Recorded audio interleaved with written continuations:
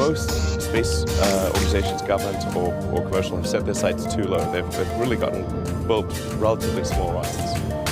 And Falcon Heavy is the first time that there's something that's arguably even in the super heavy class, or somewhere between heavy and super heavy. 5 million pounds of thrust is really crazy amount of power. More than twice as much payload as any other rocket in the world. It can launch things direct to Pluto, no stop needed.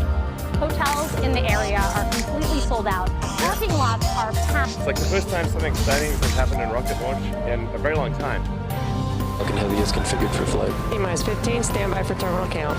SpaceX Falcon Heavy, go for launch. 10, 9, All systems go. 8, side booster ignition. 6, 5, 4,